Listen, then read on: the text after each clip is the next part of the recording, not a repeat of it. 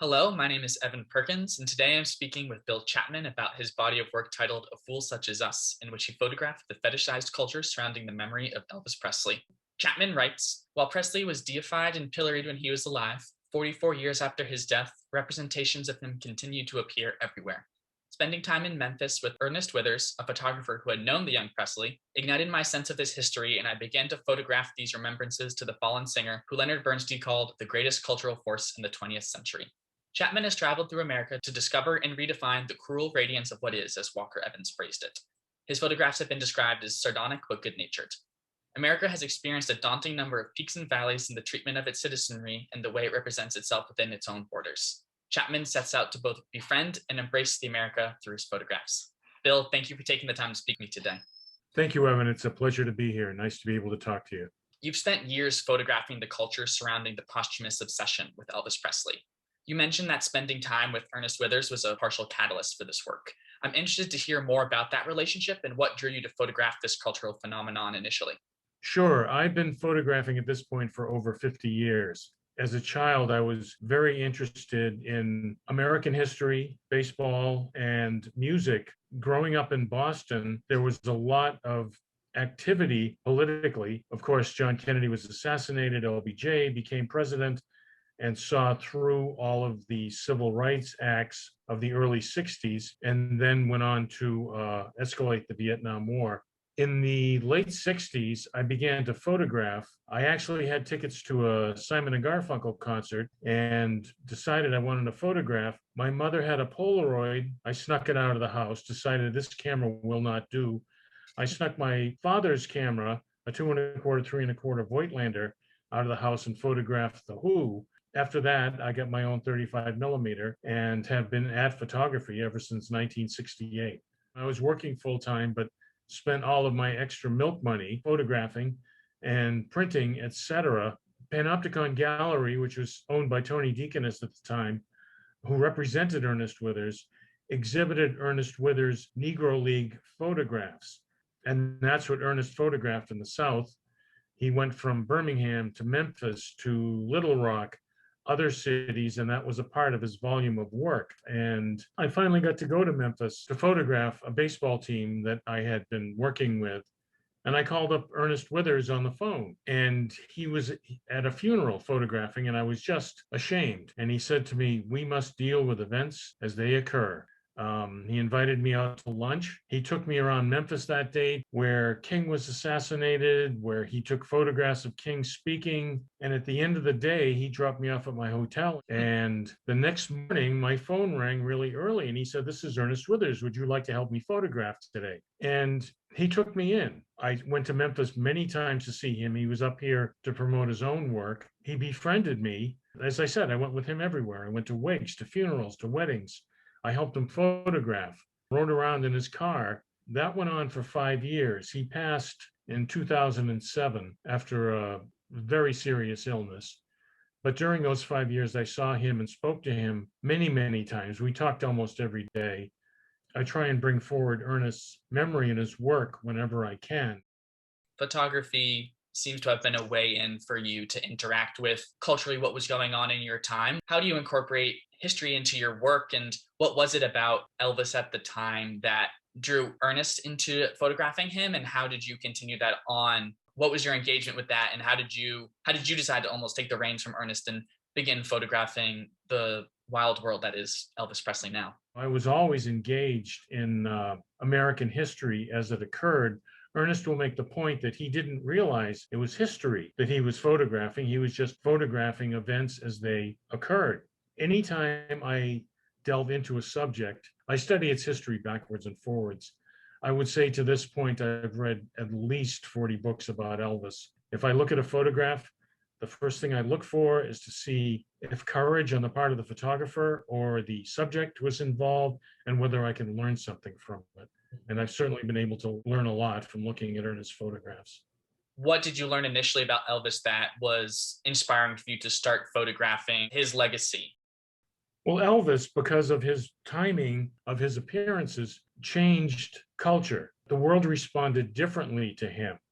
Elvis started off extremely successful as an entertainer. At 19, he recorded a song in Memphis. By 22, he had $500,000 in the bank and he was on national television. He initially wanted to be Dean Martin or Frank Sinatra and be a movie star, but he became less interested in it and became kind of a national joke in the 70s. Disgrace isn't the right word, but pilloried by a lot of comedians, etc. So for somebody to go in that arc that quickly is what attracted me to this. And also this world that still existed. They opened Elvis's house, Graceland, to the public, and 300,000 people visit it a year. He's still the second most popular entertainer in terms of earnings in America. It's a phenomenon, and it has not died. He had everything in the world at age 22. It sounds wonderful, but it got boring. You know, he had to wake up every day and be Elvis. Hearing about this dramatic rise in his popularity seems to be an anomaly for the time. Is that correct? Or was part of the fascination around him about this quick rise to fame? In the 50s, of course, there were limited venues to access stardom. Elvis, and I don't know this except through my own thinking, that is and was the most marketed man in the world. In the 50s, we were given superhighways, air conditioning, and television, which changed the way the Americans could go about their business. We no longer had to go to a minor league baseball game. We could drive to a Major League Baseball game on the superhighways in our brand new big cars. The GI Bill, which sponsored college educations for the veterans of World War II and Korea, became of enormous importance in raising the educational level of many Americans. Everything changed. And the thought of a singer singing rather placid songs, be it Sinatra or Tony Bennett or somebody of that era, the big bands, was supplanted by this handsome young gentleman who swiveled his hips and sang in a different style, and American teens went wild over it. He had appearances on some of our national television shows, like the Ed Sullivan Show, which was the conduit for all entertainment at the time. And America, or at least a certain demographic, latched onto him because of his familiarity and acceptance to the culture he was presenting. It also swept up a lot of other ideas and culture into the mainstream. It's nice to hear about this because personally, I know very little about the intricacies of the culture surrounding him, whether it be past or present. But from looking at your pictures, it appears that the fascination extends further and beyond just his music, transporting his legacy to almost a type of mythology. Through photographing Graceland and interacting with this community, what have you learned about the reason behind this rise of his iconography? Because a lot of the people who are visiting Graceland now, I'm assuming that not all of them had direct ties to him when he was alive. And there seems to be a resurgence, or maybe not even resurgence, maybe just a continuation of his popularity. What do you think has continued this legacy throughout, as you mentioned, 44 years after his death? Graceland was open to the public, I think, in the early 80s.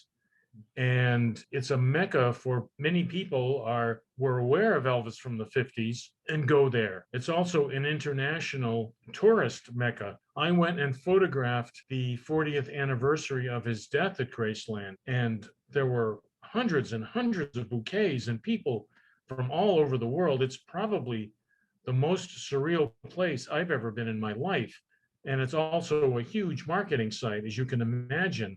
But the devotion of these people and the interest in these people, it was absolutely staggering. That's when I really became interested in all of this. Another aspect of this, subset of Elvis culture is the Elvis impersonators and their impersonation shows and acts. And how have you interacted with that group? What's the inspiration of them behind that? And maybe how have you seen that evolve over the last 5 decades almost?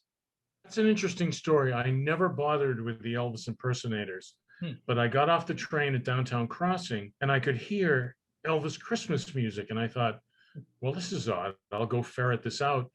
And this gentleman was impersonating Elvis. You can see the accoutrements of his doing so. And I engaged him in conversation and asked him if I could take his photograph, and he immediately hammed it up. I mean, I have other photographs than that. I showed this to Jill Abrahams, the former editor of the New York Times and now a professor at Harvard. And she said, "That photograph is really sad." And I said, "No, it isn't. This man has dedicated his life to this." He was overjoyed I came up and spoke to him and took his picture. But to that extent, I have not engaged with the impersonators except 2 years ago.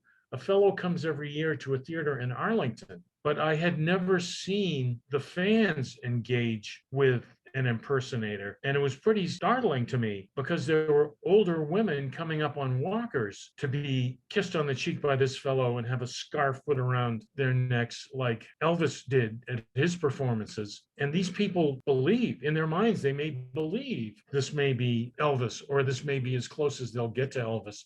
It was pretty eye-opening. I didn't include those pictures because I was trying to get around everything that I've done in 13 pictures, which was fine.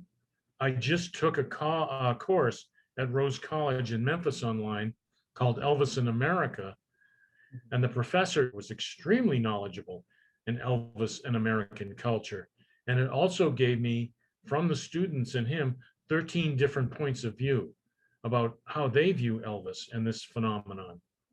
Professor Hughes at Rhodes made this point that, as I made earlier, Elvis was kind of ridiculed the last 10 years of his life until his death.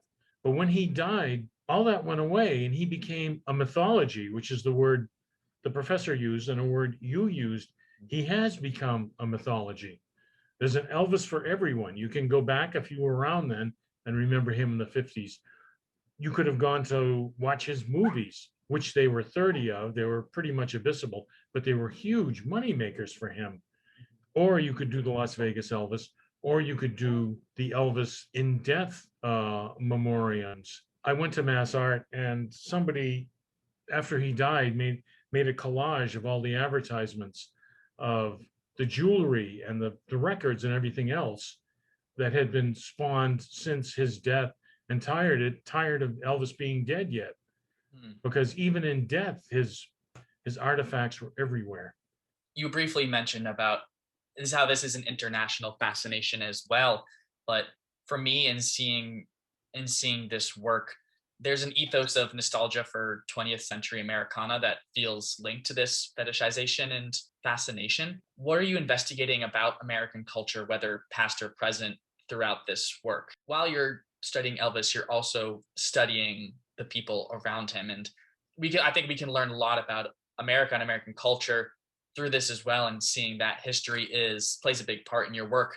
I wonder how you're using this to not only learn more about Elvis, but about American culture and just American people as well. Well, everywhere I go, I see American culture. I'm constantly on the prowl to find evidence of American culture that may be containing two elements at the same time. I use the analogy, sometimes my photographs are like tripping over a curb. You don't see it. It happens very quickly, but you notice the shift in things. But I don't think of nostalgia at all. I've never even considered the word until you brought it up when we were speaking earlier. As soon as you take a photograph, it's history, whether it's of your dog or of your daughter's wedding or of going to see the Mayflower or seeing Obama's car go by and photographing him waving. It's already history when you click the shutter. And there are so many parts of American history that have been explored through historians and through writing and through memoirs, etc. Like I said, I've read 40 books on Elvis because I just want to learn as much as possible to enhance my photography. It's the same with anything I delve into. This photograph that's showing now, the painting and the two American flags, it's a ready-made. There's a very inexpensive Comfort Inn next to Graceland, and it has all these elements of Elvis there, kitsch, if you will. You know, I'll wake up in the morning and they'll have a woman who was a B actor in one of Elvis's movies speaking and selling her book. You know, it's all part of wrapped into that mythology. People need, or a great number of people like to identify with something that's greater than themselves so they can feel greater than themselves, be it entertainment, be it sports. A whole other topic would be religion to a lot of people.